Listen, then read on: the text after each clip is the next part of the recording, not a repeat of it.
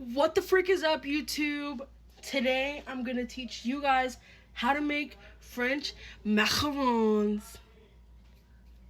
First step, I'm gonna show you guys what ingredients you're gonna need. Almond flour, cream of tartar, not tartar sauce, they're different. Powdered sugar, I'm running low, let's hope for the best. Regular sugar, and 3 egg whites. No yolks, just the whites, or else the meringue won't happen or won't do. Also, they have to be room temperature or else it won't work out as good. Now I'm gonna get my very professional equipment and separate the egg yolks and the egg whites. So we're gonna try our best not to get any yolk, and if I do, I have to dump the egg out because it won't work. So I hate this part so much. Okay. Also, wash your hands, of course, I already did. Hey, I did it. Okay, there's 1 egg. 2 more to go. Now it's time to bring out the big guns. But before I do anything, I need to wipe down the bowl I'm going to use, the whisk attachment, and my spatula with you can do either white vinegar or lemon juice. That way there's no extra oils or fats that can deflate your meringues while it's baking. I'm going to go do that real fast. I'll be right back. Now we're going to open our almond flour. It's brand new. And we're going to get a sieve and we're going to place it over a bowl so we can sift our dry ingredients, which is going to be 3/4 cup of almond flour and 1 cup of powdered sugar. Now we're going to measure out and try to be as precise as possible. Not with this recipe, but with any recipe in general. So I get a butter knife and I just tap the cup a little bit. It's 1/4, 2/4, and 3/4. So that's our flour done. And now I'm moving your powdered sugar over, and this is going to be fun because that's last legs. So let's see. Don't do this, okay? Do as you're told, not as I do. Let me see if there's anywhere with this one.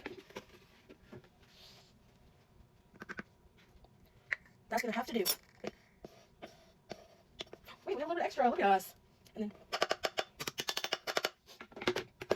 And then you're going to sift this one. We're going to sift the dry ingredients twice. This is going to be our first sift.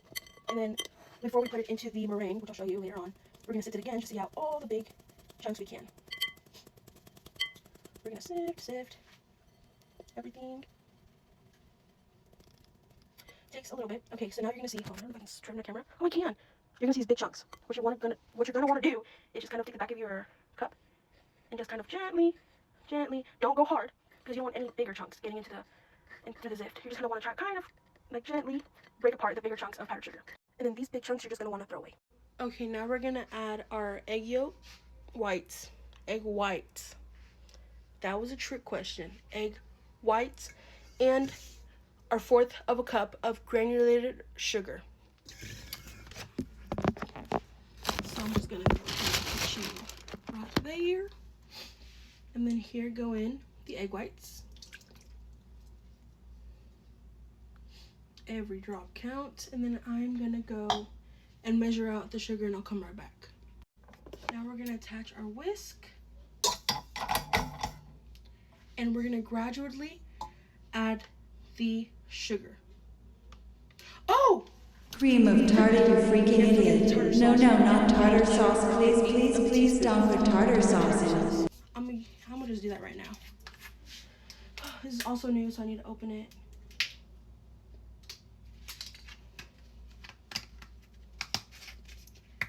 And then a pinch is like a...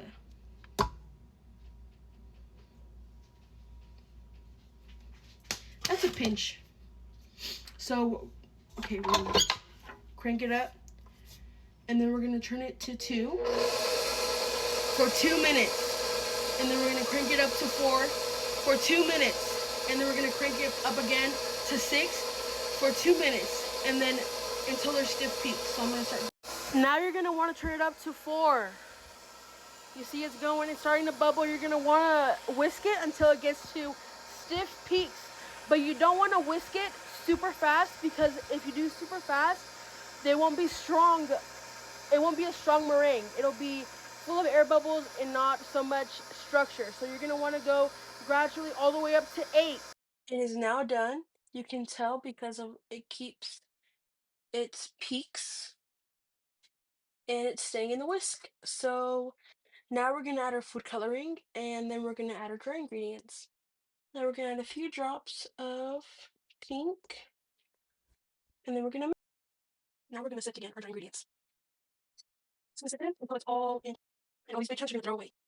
Now we're gonna do a step called macronaging. It's where you're going to scoop and press and scoop and press and scoop or scrape and fold. That's what it's called. You're just basically scraping and folding the dry and the wet ingredients together until it can form a ribbon in the batter off the spatula. You don't want to overmix it, or else you'd rather undermix it because you can always mix it more, but don't overmix. I'll show you when I'm almost close to being done. You'll see now how the batter is runnier and all the dry and wet ingredients are incorporated together. But you see how it kind of just falls off? If you want it to be a little bit of a longer stretch, you want to be able to make a figure 8. That's how you know it's good. I'm so nervous to mix it, so I think this is good. Hopefully. No la jodas en mi video. My grandpa just ripped ass. You're welcome. You're gonna want to get a round piping tip. This is too big. This is all I got. This is a 807. And then a piping bag. And you're gonna want to put your macaron filling in here. Gotta do it fast before it deflates too much. As you can see, this is a freaking mess. But I'm gonna start piping.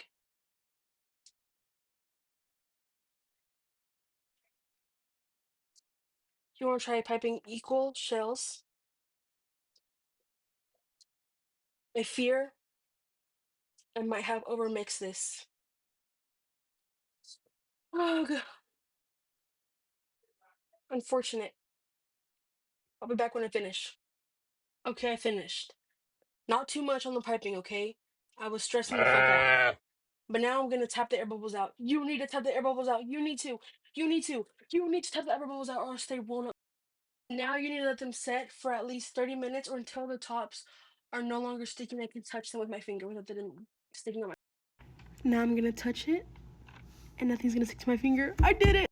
Preheat the oven to 350 and then when it's preheated, lower it to 325 and bake for 13 minutes. So unfortunately they did crack, but I'm gonna add chocolate to them because chocolate fixes all my mistakes and makes everything better. They have tiny feet. I mean, they're not really there, but they're there. Bro, they're really fun like to squish though. I fell asleep. Don't mind the hair. Anyway, now we're gonna do the filling. It's gonna be heavy cream, butter, powdered sugar, and then if you want to flavor it a certain flavor, I'm gonna do mine matcha. So I'll be back once I start doing it. Forgot to film, whoopsies, but here is the heavy cream and the butter, unsalted, in my stand mixer. And I'm gonna go ahead and add powdered sugar so it can be sweetened, and then I'm gonna add the matcha powder. Okay, now I added the powdered sugar and the matcha. Now I'm gonna whip it up, and then I'll come back when it's all whipped up. At this point, give it like one more minute because you don't want to over whip it. I don't know what was that, guys. But yeah, honestly, this is perfect consistency right here. Don't over whip it. It's bad. Now I'm going to dip my macaron shells into the chocolate. I'll come back when I finish. It should look like this. My chocolate is tempered, so I don't need to put it in the fridge. It'll just harden by itself. And then before it dries, I'm going to do a little sprinkle of matcha on top. And then add a little freeze-dried strawberry for decoration. And then now with the star tip, you're going to pipe in your filling. About that much. And then I'm going to fill it with a strawberry compote. And then this is what they look like. They're so cute. Obviously, there's been a lot that I've learned here at Redwood. but one of my biggest things has been time management. I've learned to, not just with treats here at Redwood, but with orders, to do them in a timely order, but also make them look nice and still taste amazing. That's been a really, really good one. Another one has probably been my social skills, to talk to new people, to find new customers for here at Redwood, and in my real life, and to try to make the best out of every sale, out of every day, even if it's an off day. And I can't thank enough Miss Buchanan, Miss Tepper, and all the amazing staff in the office. They've all been great. They've all been so supportive. My entire high school career, that's what it's called.